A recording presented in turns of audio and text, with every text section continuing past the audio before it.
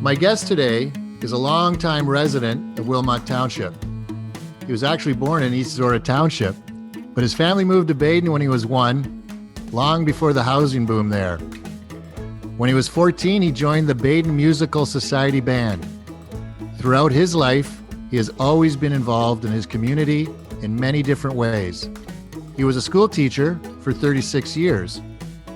In 1978, his community activities brought him to municipal politics, getting elected as the New Hamburg Ward Councillor for Wilmot Township. In 1997, the mayor's position was open, and he ran and won against 2 other candidates. He stayed on as mayor until he retired from the position in 2010, ending a successful 13-year run that saw many accomplishments in the township, including his prized jewel, the Wilmot Recreation Complex, and shortly after that, the Indoor Aquatic Center.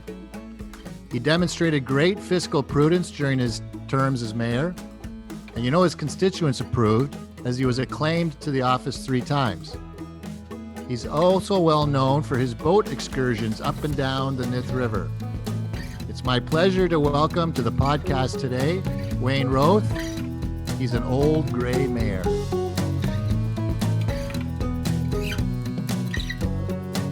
And there are days that I feel like that as well. But well, you're looking great, Wayne. You're telling me you're 82 years old, but yeah. You're looking fantastic for 82. Well, I keep busy every single day and enjoying life and enjoying good health. So I'm really, really thankful for that. So listen, before we get started, I got to ask you, how are the gardens? Well, that's the thing. Every year it gets a little bit bigger. And my partner rolls her eyes and says it should be the opposite way. But I love working out in the yard. Because I read that was one of your big retirement objectives was to finally get back to doing something with that. I'm imagining you have a beautiful piece of property on the Nith. I really enjoy it, and it's been just a tremendous a boon in terms of the lockdowns that we're having. I can wander around out the back and go out to the back to my workshop and build stuff and just have a great time every single day. So that's really, really good. You just have to keep yourself going. So I got to ask you, do you have a Ferris wheel like Ross Kelterborn used to have? No, I didn't. What I do, what I have done in the past though, is I've been, I'm a sort of an amateur carpenter. I've done a lot of set building for the community players here in New Hamburg. Right. My son was involved as their artistic director, so of course I always got conned into building all the sets for about 13 or 14 years. Which was great fun. But I've built a lot of trains, like parade trains and other float units. My trains are, I really enjoyed doing that, and they worked out quite well. We entered through the township, my trains, 3 different ones actually, in the Oktoberfest parade, 7 years. Uh-huh.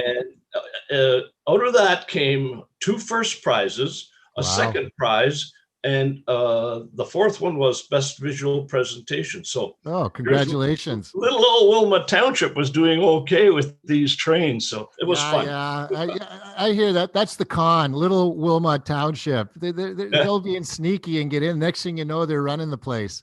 Yeah, I don't think that's going to happen. No. So listen, today we're going to have a chat. It's going to be. We're going to have a nice, it's like one of your 2 or 3 hour pontoon rides up the Nith, a nice little meandering discussion today about your time as an elected municipal politician. So tell me, here you are, you're doing all sorts of stuff in your community. It's like 1977, 78, and you're looking at running as a municipal politician. How did that come about? Well, back then, there were the councillor that was representing my ward, Ward 6, was retiring, and there were really no tremendously pressing or urgent issues. But I just thought this would be something that I'd like to try, so I decided to run. And there were, I think, 3 candidates in the race, and I came out on top. And then I spent the next 10 years as a Wilmot councillor from 78 to 88, and that was under Mayor Ralph Shams's terms. And we got a lot of things done. Nothing too terribly exciting, and also nothing on the other side of that. Yeah, that's right. You don't want the other side of it, do you? No, it was good. It was a good time. But then, but before we jump too far ahead, I just want to get back to 78. So you're involved with a lot of different community groups, right? At the time, like yes, I saw a lot of musical stuff connected with you, right? Yeah, not the musical stuff has sort of come to an end by that time. My music career was really when I was a lot younger, right?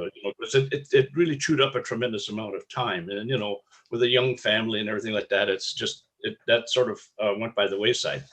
But so then that's why I just got back involved with council and was involved with volunteering for some different organizations at the time, and it worked out quite well. What were some of the organizations that you were involved with? Horticultural Society, the Agricultural Society, and I was doing some carpentry work for the community players back then already. So I was busy all the time, and of course I was still teaching too. So that kept me. Oh, so yeah, so you were still. When did you retire from teaching? What year did you retire from teaching? I retired in 1993 from teaching. Okay. So you were a counselor and a teacher. And which school were you at that time? Well, my first half of my career was in Oxford County, basically in Plattsville, Drumbo, and Princeton. And then the last half of my career was with Waterloo County. And then I was basically in working out of schools in Cambridge. So okay, and I finished up at St. Andrews Senior in Cambridge. Then there's a bit of a teachers and mayor theme going on here, because Ross Kelterborn was a teacher. That's true. Yes, that's true. One room schoolhouse with all the grades. Yeah, that's where I started as well. It was always an interesting story at the end of my career. With a lot of the youngsters coming through who had to jump through a lot more hoops than I did. But if it was suggested that they had to take on a double grade, you thought the world was going to come to an end. Then I would relate to them. Well, when I started teaching, I had 38 children in a rural school teaching all 8 grades at the same time, and so they couldn't wrap their head around that one at all. Just play them some Little House on the Prairie, and then they'll understand. Yeah, right on. Yeah, and so it was a huge difference, because we sort of learned by trial by fire a lot in those early days, and so. But, it's interesting. We'll talk about how maybe some of those things you learned back then help form some of the principles when you're governing later on. Oh, absolutely. The very first thing, well, probably in the second day that I was in the classroom, I learned a very, very important lesson. And that is, you're not going to be able to pull one over the children. They're going to see through you in a second. And so you may as well just understand that fact, live with it, and then work with it. And that's what I did. And I think that again has been a tremendous blessing for me. Well, yes, go ahead. Because being open and being able to listen, certainly has helped me a tremendous amount in my political career. Because as you know, Rob, those two things are absolutely essential if you want to be successful. Yeah, because people can tell pretty quickly when you're snubbing them or not listening to them, right? Or just ignoring them. And that's once you lose the trust of the people, then you lose a lot of credibility with the people. And that's key. That's true. Very true. And that's, I think, makes the difference between a successful career and just a mediocre one. So you have to work from there. Certainly the difference between a short and a long career. Well, 26 years. And actually, I'm still involved. Like I'm chair of the Committee of Adjustment here in Wilmot. And I've been. Oh, you're still doing that. Oh, good for you. Yeah, I'm still doing that. And I've been on the committee, I think, about 11 or 12 years now. So. Wow. So I'm still involved and enjoying it. So that's great. So you're running across my uncle a fair bit then. Oh, yes. Yeah, I do. Yeah. Say hi to Herb for me. Say hi to Herb. Yeah, I know. No, we had we've had a lot of dealings with your Uncle Herb. So Yeah. But just and back and on I the, yes. I always made sure that I always got along really, really well with him. Sometimes, he sometimes has a bit of a side to him, and you have Yes. to just work around it. You probably know that, but Yeah. hey, Sometimes in the we have right to tell, place. yeah. Yeah, Sometimes people have to understand who's in which role.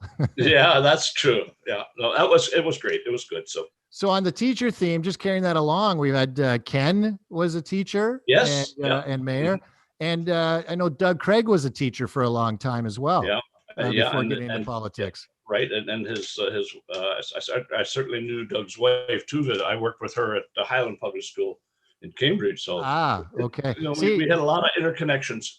yeah, so It that's was why, great. as a lawyer, whenever we're picking a jury, we always say we don't want teachers on the jury because they know too much. Oh, well, another interesting. I was picked for jury duty, and then I really didn't want to do it, so I thought, well, look, I was the first in the first group pulled up to be interviewed, and then I told the judge that because I had served on the Police Services Board for 13 years, even though Yes. I'm sure being impartial, I do have probably some baggage and he wouldn't buy that story. I wouldn't let you off for that? No, he wouldn't let me off for that. But Wow. the defense lawyer sure did. Yeah, I was going to say the judge Yeah, would, but one of the lawyers would challenge you for sure. yeah, they did.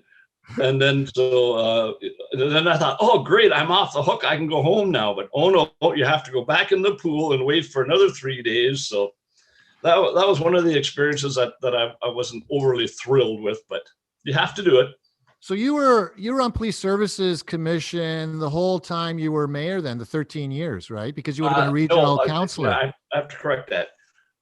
10 years. Lynn 10. Wollstonecroft was on for the first 3 that I was there. And then, Okay. Yes. so, but it was 10 years that I served on the board. Yeah. And How that did was you? yeah, well, we went through 3 chiefs and they were all wonderful people and it was great. So, So your chiefs would have been, well, certainly Larry Gravel. yeah, Larry. Oh gosh, I didn't write this down. Was So, no, it's okay. Matt Turigian, was he one of them yeah, Matt was, yeah. And then, before Larry? yeah, no, Matt came after Larry. Yes, but there was somebody we haven't Larry. mentioned one Yeah, before Larry, so I yeah. can't So recall. there was actually the 2 chiefs, and then of course we knew that Brian Larkin, he was coming up the pike in a hurry, Right. and I think everybody kind of knew what his end destination was going to be. Yeah. Well, You know, eventually got there via Guelph, right? that's true. That's true. But I mean, I've always appreciated Chief Larkin. His heart is in the right spot, and Sure. he's always trying to do the absolute right thing for the community. Yeah. And, So as you're well aware of, the police yes. situation in the region has not always been a smooth sailing experience. Yeah. Well, today we're not going to talk about current No, we're events. not. No, we don't want to. Nothing negative. No, nothing. No. So, but Chief Gravel, did he come from the countryside? I'm trying to remember. Yes. Larry grew up just south of Washington, Right. Ontario. Okay. Washington, Ontario. That is. Yes. And then they moved to Baden, I believe, and then of course he's living in New Hamburg now. And Yeah. Larry and I do a lot of boating together because he lives on the river as well. So Okay. and then he's got a pontoon boat as well. So we had 2 sensible Baden boys on that police commission for a while, right? and Mayor Carl Zer was a Baden boy as well. He grew up in Baden. Like Carl and I was a little older than Carl, but we went to the same public school and knew each other really, really well, ever since we were I was in grade 1.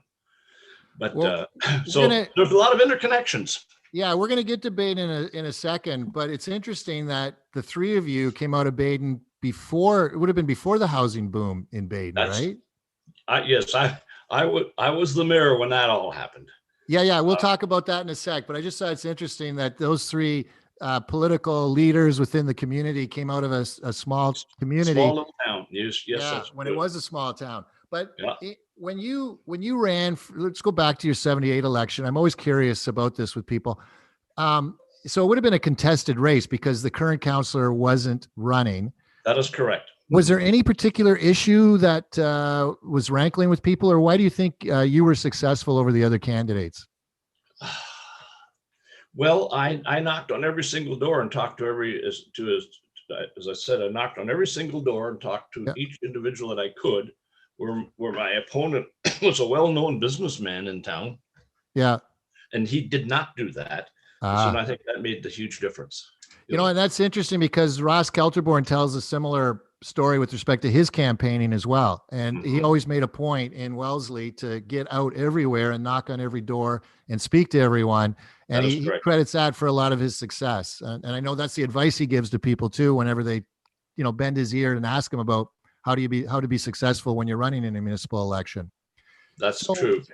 Time then as a counselor, was there any particular, was that the start of the Baden boom, or did that happen after you were mayor? No, that came much later. That came way after the Castle project. Okay. Some of the ownership was, there was some mixed up ownership in there, but Activa, who was the main builder, did not own the Castle property at the beginning. Okay. So that just came after the fact. All right. And Castle Kilbride is located in Baden, correct? That is correct. Yes. Yeah. So, okay. And we'll touch on that. So were there any particular issues then, when you were a counselor? I'm sure, like, we didn't talk about this previously, but I just thought about it, like, flooding in New Hamburg has always been this ongoing issue. Because my grandparents used to live on Booley Street. Right. Yeah. Right beside the Legion, and we sort of backed onto the horse track, the harness race track there. Yeah. You can sometimes see the flooding sort of creeping up and around. And when I visited from time to time, how was that an issue? Was that an issue that was dealt with much on your end? No, because back then, we all knew that the floods were going to come.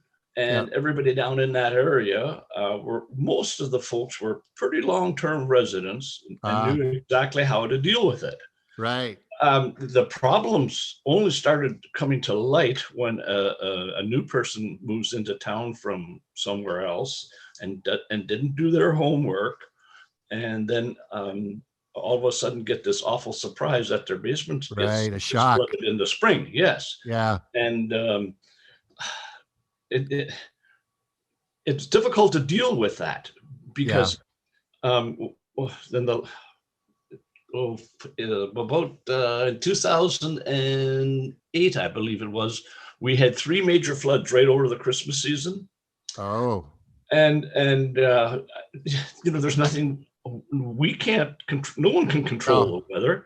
No. So a lady called me up quite angry because she says, I've now had to replace the rug in my basement 3 times. And I said, well, maybe after the first time you should have sort of thought this through. And of course, maybe that was the wrong thing to say because she didn't like to hear that. Yeah.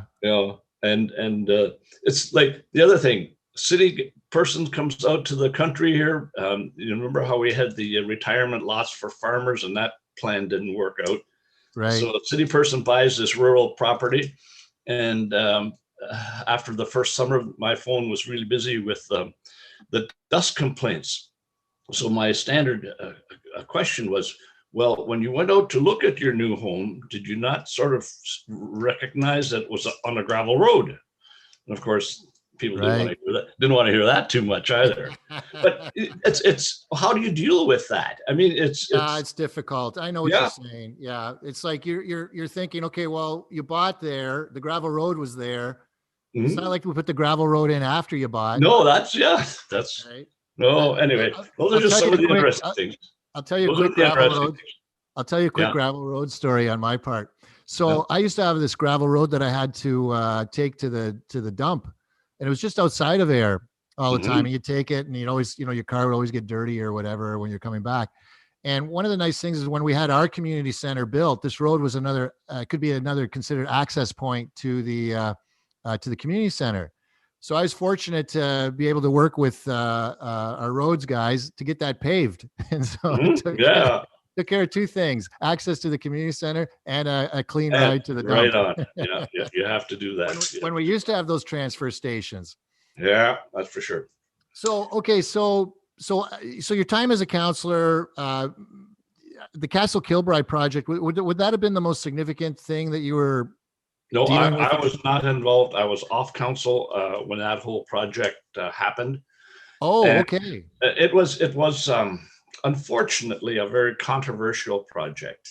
Yeah. My predecessor, they started the project, and I thought they made three fatal mistakes. And Rob, you certainly can attest to this. When you start a major project and you overestimate fundraising by a great deal, Yep. overestimate provincial help by a great deal, and Yes. then underestimate costs by a great deal, Mm. that's a recipe for disaster. Yeah. Yeah. All three of those things happened. And so a lot of folks in the community were deeply upset about that project. And it's unfortunate. And then maybe the worst of it was that people couldn't understand and didn't like was adding a modern building and attaching it to a historic building. Right. Like Right. should have been separation. Okay. So let But me. anyway, that's all in the past, and I'm Yeah, glad yeah, yeah. about But we're that. gonna It's but a we're gonna wonderful talk about project. this. We're gonna talk about something that's kind of similar. That just brought to my mind on that. But just back to, so you were a counselor from 78 until when? The first term was 78 to 88. Then after the castle difficulties and problems, I decided I didn't like the way things were going, so I ran again as a counselor in 93 to 97 for a 3-year term, and then I decided to go So do the. why did you? Okay, so we should. I'm curious now. Why did you stop being a counselor after 88? Um, I thought I at that time I thought, listen, I've served 10 years. I'm happy with it, happy with what we accomplished. So let someone else have a crack at it, and it Yeah, worked out okay.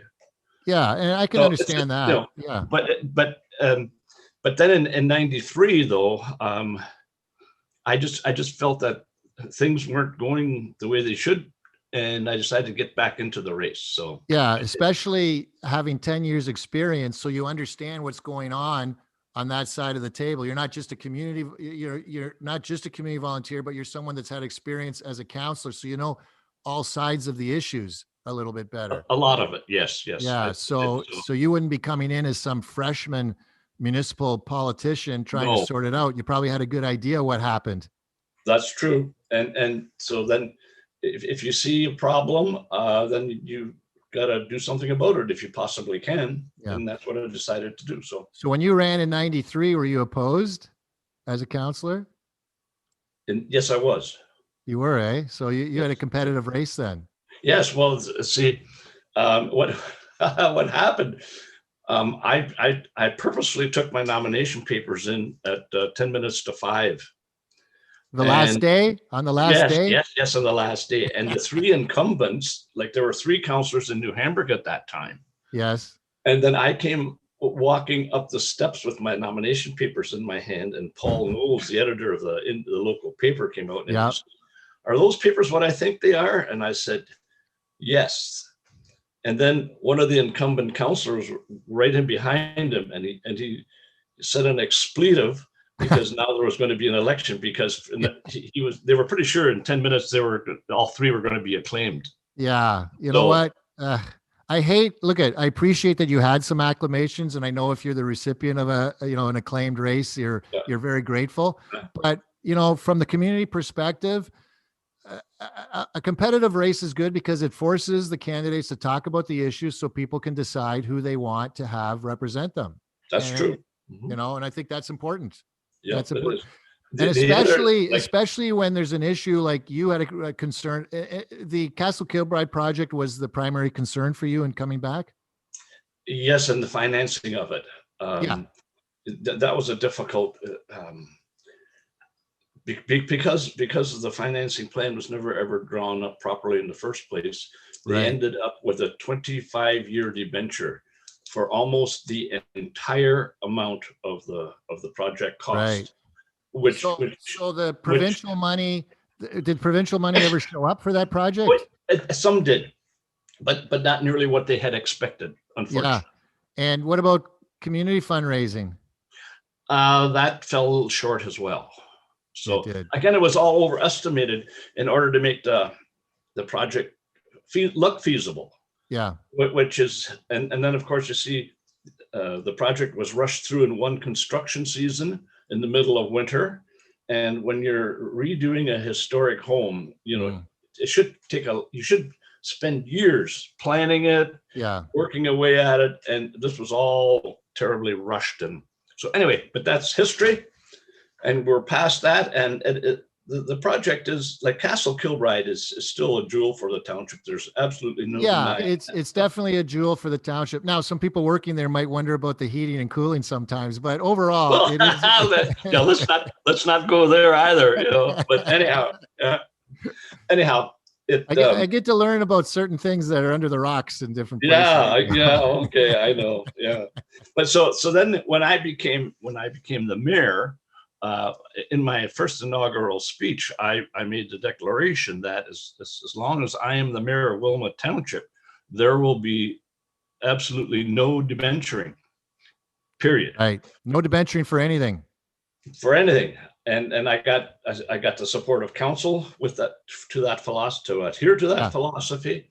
And we had tremendous difficulties to deal with because in order to try to help pay for the castle, a lot of things were deferred, like fire truck purchases were deferred. Right.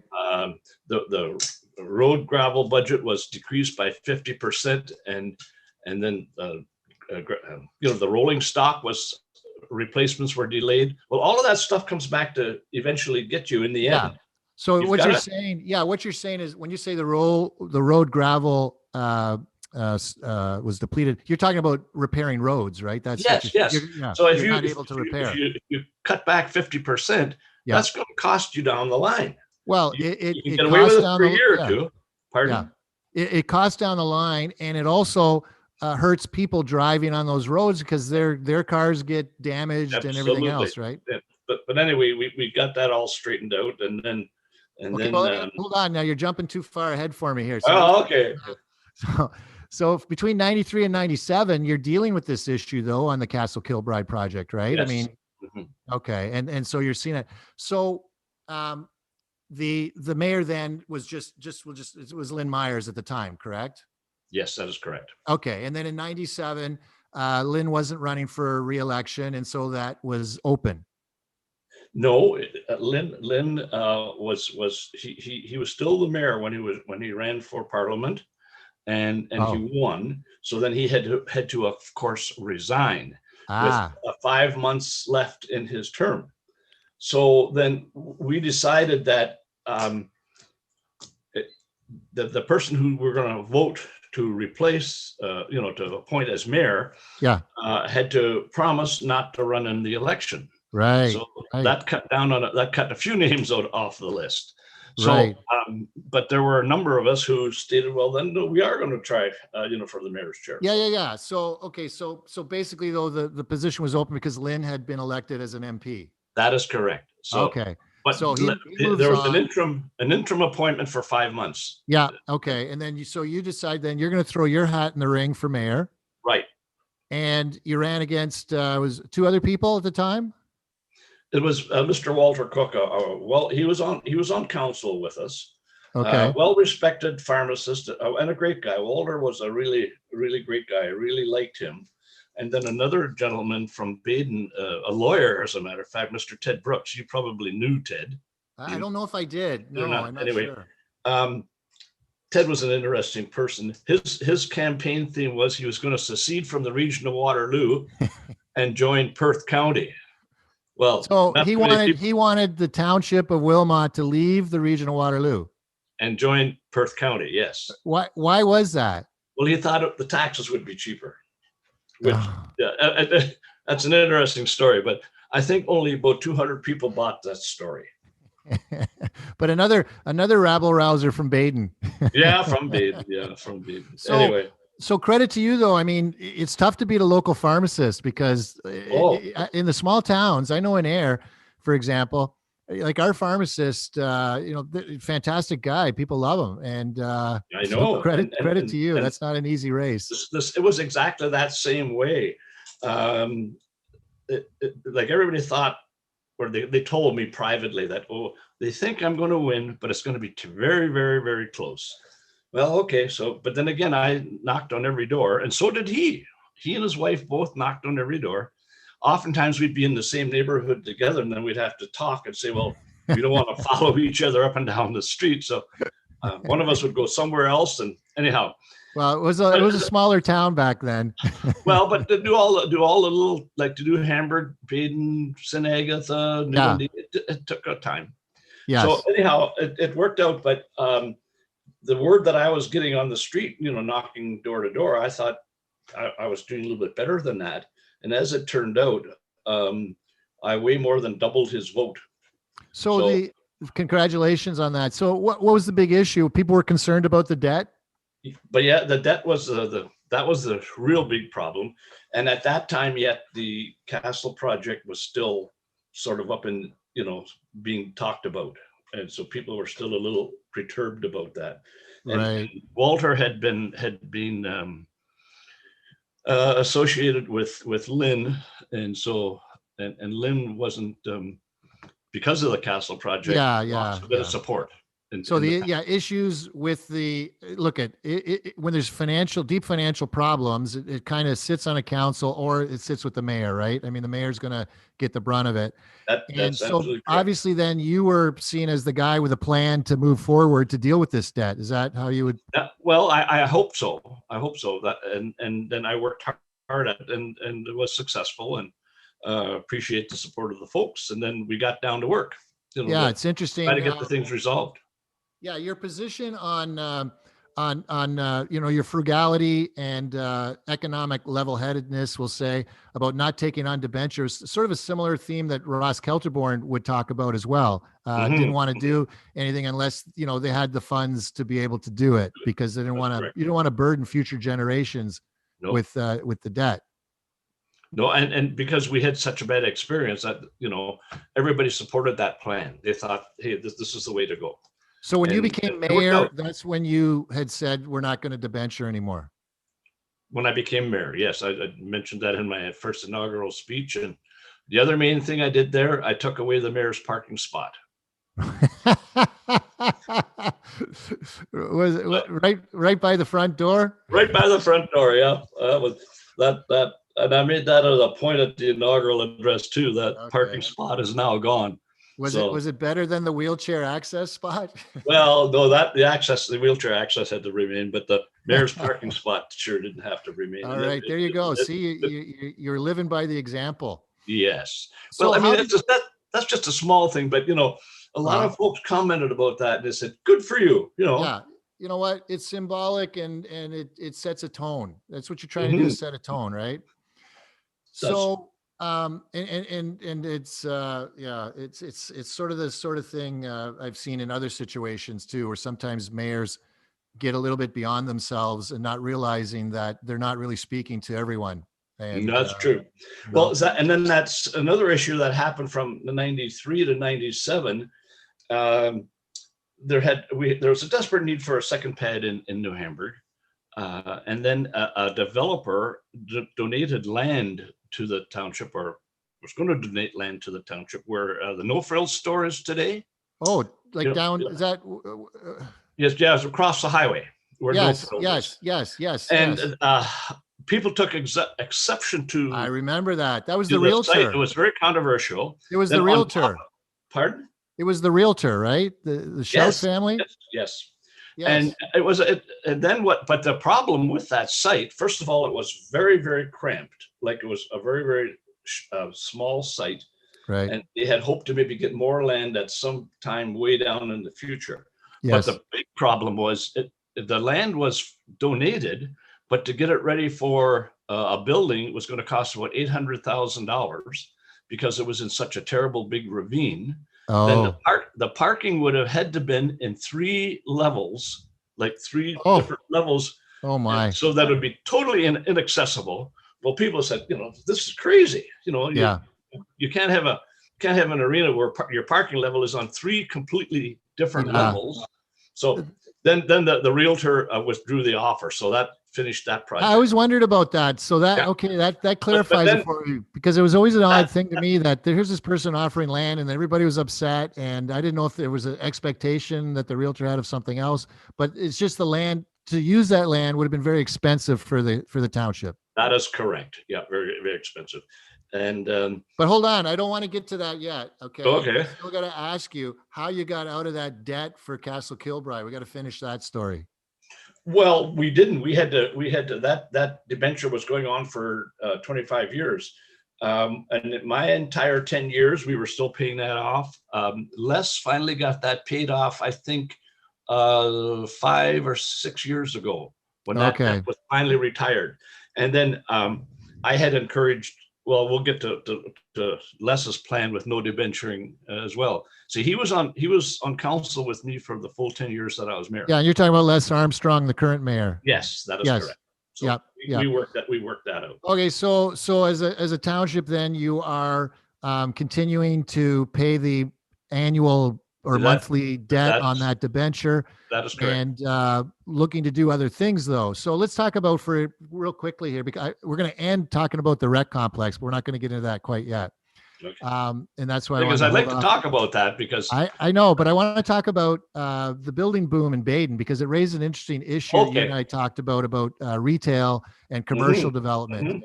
So when did the Baden development kind of really start to take off? Again, that was in my second year as mayor. It's the process started, and of course, because it was a staged development, but a very large one. With 900 homes ultimately were planned to be constructed. Well, that raised a lot of eyebrows in Baden, and again, a lot of controversy, quite frankly. Yeah, and so. Our planning department worked very, very hard, and along with the developer, to develop a staging plan. I believe it was over about an 11-year period, to lessen, like the sudden big bang impact. Was that the issue? Was that the issue for people? What you said, there was some controversy. Was it that they felt it was too much, too big, too fast? Yes, that is correct. Yes. And so then the staging tended to quiet that down a little bit. There were still some people upset. There's no doubt about it. Yeah. And then it had been my hope and the planning department's hope that this growth would help Baden with its commercial development. Yes. We'll talk about that. But before we get to that, though, I just want to say, when development is always difficult for people, right? For people that are existing in the area. And it's good, though, if you are someone like yourself who has, first of all, you're a Baden boy, so to speak, and you understand the community and you're tapped into the community. And so you're trying to find a solution that sort of eases the concerns of the community with this staging plan, right? That's basically what you were trying to do. Yes. And it helped. It didn't solve it 100%, but it certainly helped. And of course, it went ahead. People have to accept growth is going to happen. It's like air was 800 people for the longest time, but eventually you can't sustain yourself at that. You need the growth for everything else you want to do in the community. Yep, that's right. But we got around that, though. Yeah. So now let's talk about what you hoped would happen with this growth in Baden. And we're talking about a lot of homes in Baden. Like this is And then there had been hopes that it would be a tremendous stimulus to commercial growth. A little bit of commercial growth happened, but not nearly to what I had hoped would happen or what the planning department had hoped would happen. Yeah. Again, it's just one of those things you can't control that. That has to come. And just to clarify, when you say commercial growth, like we're talking about shops and retail, we're not talking about industrial. Well, we had lots of industrial land available too, and we certainly would have appreciated it kind of. Yeah. No, you've always had that. Yes. But we didn't get an awful lot of that, and most of that was happening in New Hamburg, because that's there was more industrial growth here in New Hamburg than there was in Baden. Yeah. So look, when I look at it, I look at it from a Wilmot perspective. Whether it's in Baden or New Hamburg, to me, it's like a Right. Wilmot perspective, right? So you have a lot of industrial growth happening in New Hamburg, and I know my uncle Herb had a little plant out there too for the longest time, Sure. Yeah. out there. But when you're looking at the residential growth, though, you're hoping that brings along, as you say, commercial development. Now, we're not talking necessarily offices, but we're talking about retail growth as well, correct? Basically, yes. Yeah. And there is a small commercial development there, but I think a lot of us had expected quite a bit more, and it just didn't happen. So, Well, let me ask you this. Was the Baden growth helpful for the downtown of New Hamburg? that's really a difficult question because we had really no way to analyze or survey that as to any great extent. Um, you know, Years ago, everybody didn't have the brand new or two brand new vehicles sitting in their driveway, Yeah. and people weren't nearly as mobile as they are, now. Yeah. So then it's just so easy to whip out to the city to a big box store as it is to go to your local grocery store. Right. Yeah. And I think that is the biggest issue with the decline of retail in the downtown. We saw that in Air. Air Sure. used to have 3 or 4 shops that were pretty well known for Mhm. ladies' clothing and other things. But over time, if your community is not supporting it to the level that they had in the past, you're just going to lose those retail stores. And then everyone's going to bemoan the fact that they lost a retail store. Well, don't look any farther than your own wallet to understand That's why true. you Very lost true. that. Very true. So you're right. People But in our smaller towns are working other places. I'm not saying bedroom community in the negative sense, because people in our communities do a lot in volunteering and sports programs for the true. kids and all sorts of positive things. But when it comes to shopping, for example, the temptation is there to pop to your local Costco or Walmart while you're at work to pick up what you need and then come home. That is correct. Yeah, that's what happens. Yeah. And they're just, again, you can't do anything. You can't really do a great deal about that. You just have to work your way around it. The New Hamburg downtown business community has stayed healthy, through all of this, Yeah. which is a really good thing. Yeah, Wilmot has I've always admired the Wilmot spirit, I call it, in the fact that Mhm. Wilmot has so many community events, from Mopar to the quilt auction. Right on. There's so many things that go on over the course of the year. I mean, even in Baden now, where they were having that, corn or Corn some Fest, corn. yeah, that's all sorts of things. Yeah, I know it. Yeah, so It's there's so good, many. and that has been going on for a long, long time.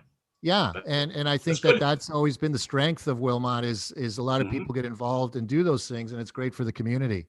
Just brings That's people true. together. Sure does. It's like New Dundee, and Right. Yeah, they're know, they're very, very active group as well. yeah, But there was a core of folks down there who kind of like did all of the work and did all of the organizing. yes, And they're getting older now, and yes, they're finding it difficult to get the young people in to yes, replace them. and So I that's have to so wait and see how important. that works out. Yeah, But it's anyway. too bad. It's too bad because you get like New Dundee's like the Board of Trade, right? And so you Mhm, got a mhm. group of people who were young men in the community that all came together Right. and have been doing things for so long. And eventually, a lot of people love to participate, but they kind of, I'm not going to say take for granted, but they don't realize the amount of work that goes into putting on these events. And you can donate all the money you want, but if you don't have bodies to help put on the That's events, correct. You can't do it's it. not going to Can't happen. be done. That's No. correct.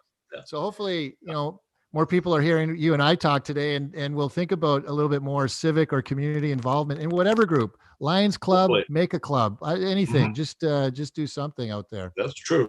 Well, So, it's the only way. It's the only way you're going to have a vibrant community. all right. So you've got this debt from Castle Kilbride. Now we got to say, how the heck do you build a rec complex then when you've got that going on? Well, when I became the mayor, that like the need was still there, and people wanted a second pad, and so we looked at different options at trying to add a second pad to the existing one, Oh, which we could have done, but Really? you'd have had to build a big retaining wall and to flood-proof it.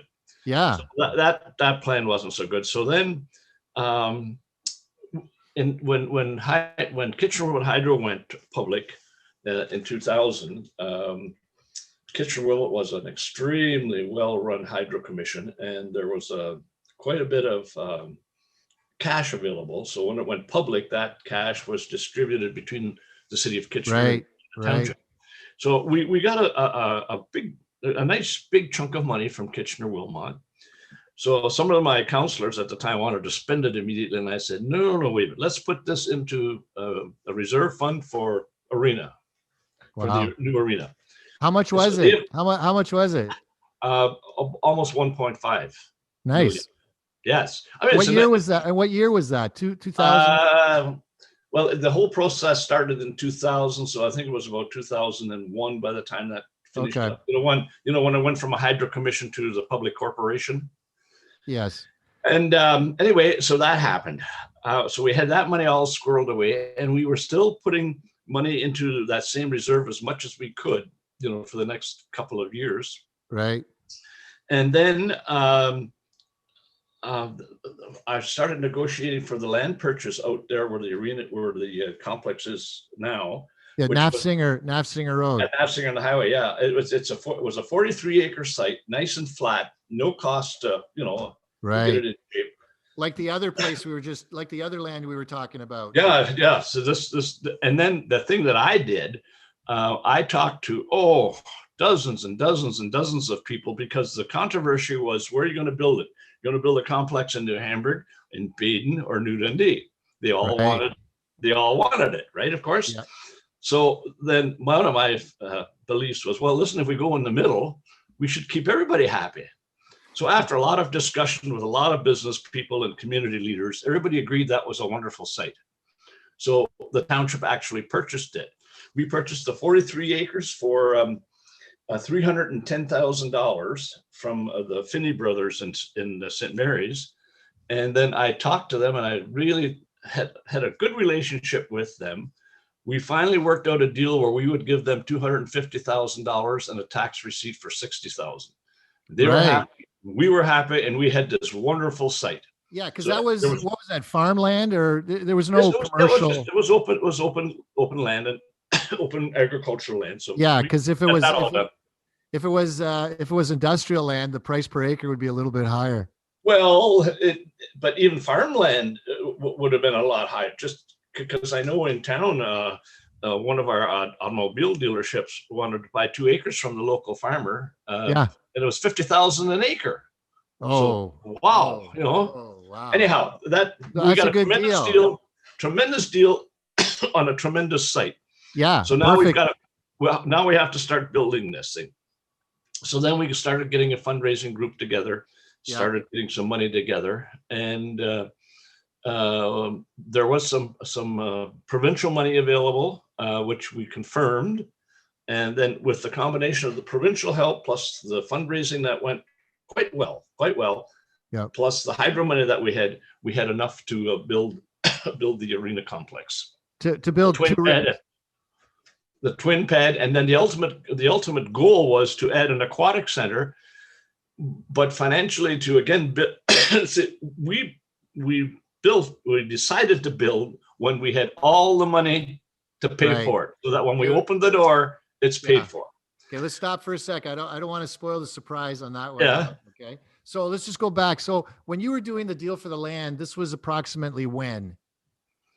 That would have been, I don't have the dates written down. That would have been about 2004. Just approximate is fine. Yeah, 2003. Oh, 2003, in that area. Yeah.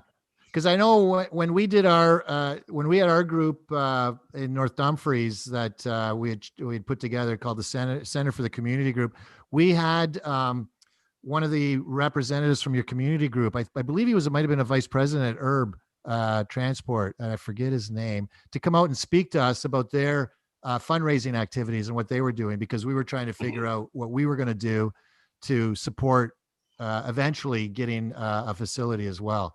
Right. But we didn't have, like, you clearly had the foresight. Now, you knew you needed a second pad because the community groups were asking for it, or did you ever bring on a consultant to do an assessment to see whether you needed that? Yes, we did. We did hire a consultant to do a report, and it Yes. was clearly indicated that a second pad was dire. Yeah. It was really needed. So we did have that in our back pocket as well. So we just worked our way through that, and then we had a committee was called MRF, the Multi-Use Recreational Facility Committee. Right. And again, I because of the controversy that had been roaring around in the township over the Kilbride project, Yeah. I had 44 people on that committee. Staff just about had a heart attack. They said, "Are you crazy? You'll never get consensus with 44 people on a committee." Right. Well, we did. Yeah. So that's funny. So your experience, because of the Castle Kilbride, you just wanted to make sure there was a lot of cover for whatever. Well, that's yes. If you have to learn by what has happened in the past. If you're going to do something by the committee of 1 or 2 or 3 people, it's going to flop. By bringing on a lot of people, it could, but at least you've got a lot of voices at the table to help you try and get at least the best project you can out of it. Well, we then of course we started traveling around the country looking at all different arena projects, and then we decided how we're going to do this. We decided that we're going to go with a design build team, as opposed to the general contractor architect system. Yep. And the group that we chose, the Jackson Barrel group out of Stratford, they were wonderful. They were just absolutely wonderful to deal with, and they saved us a tremendous amount of money. The first decision we made was to go with a Balin Building, which was an outfit out of Winnipeg that built huge, big agricultural structures. Oh, okay.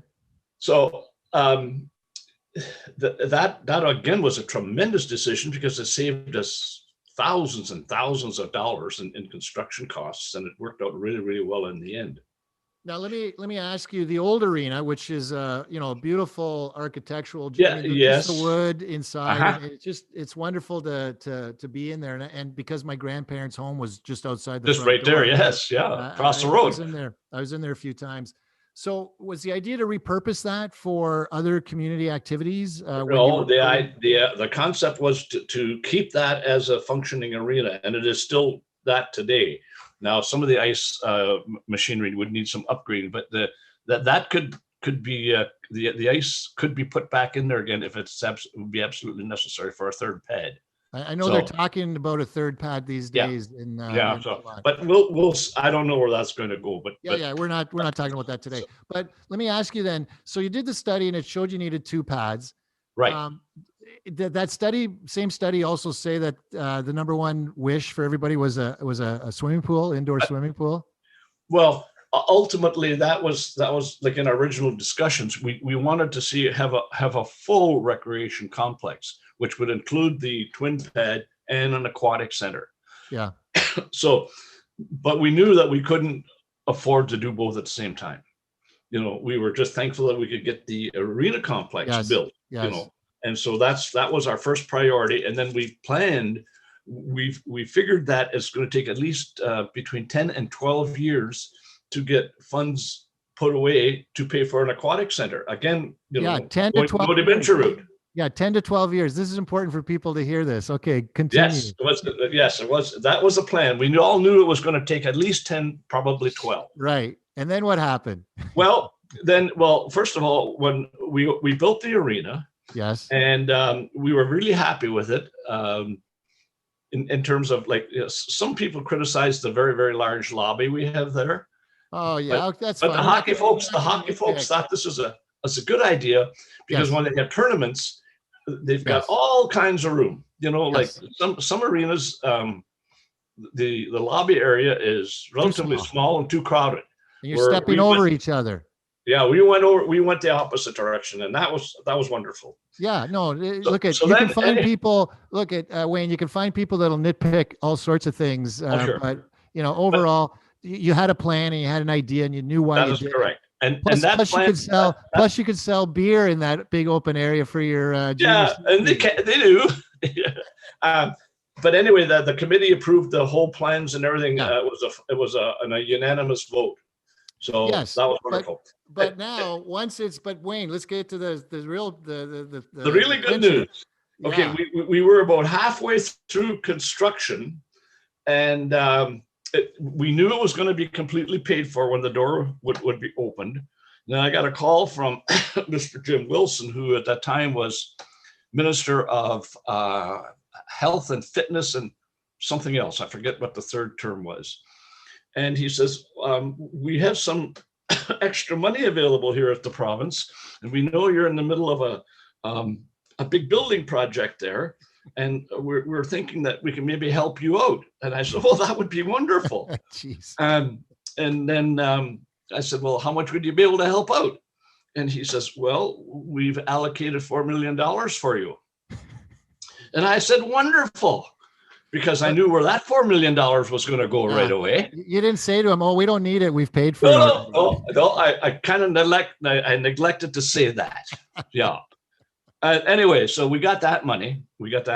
Yeah. So just so we're clear, so everyone who knows this, you got a paid for double pad, double ice rink done, and money comes, $4 million comes. Yes.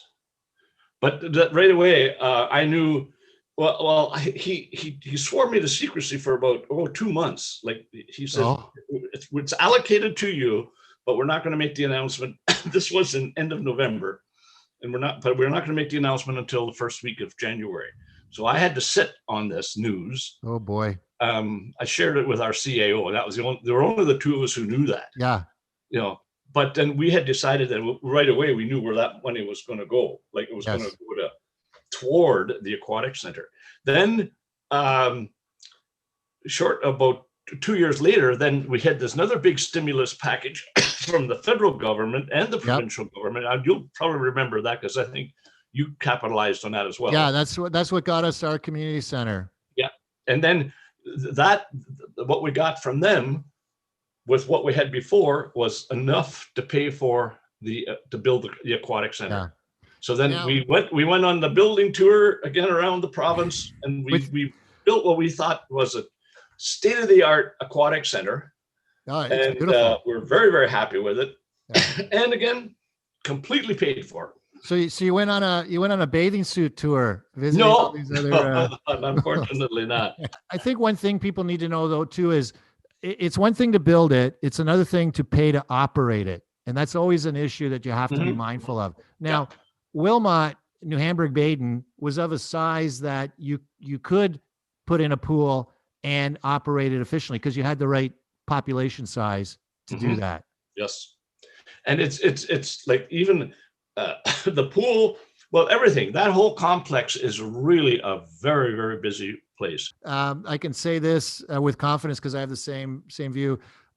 Fortunately, so many people provide so many compliments, I'm sure to you, as I receive about our facility, that we didn't have to leave town. That's true. Very true. Yeah. Listen, Wayne, I'm going to end it on this note. I want to thank you for having been part of this today and sharing your stories. I was really happy when you agreed to do this today because I think it's so important to reach out to, especially our townships and people like yourself with such a rich history and knowledge of what's gone on. And I thank you for sharing that with us today. Well, I appreciate the opportunity and I thank you for having me. So this has been another edition of the Old Grey Mares podcast. I want to thank you for having listened and tagged along with us. If you want to hear from someone in the community that you think would be an excellent guest for this podcast, let me know and we will be happy to try and make that happen. And if you really like what you hear, you can subscribe and be informed of future Old Grey Mare podcasts. Thanks again. All the best.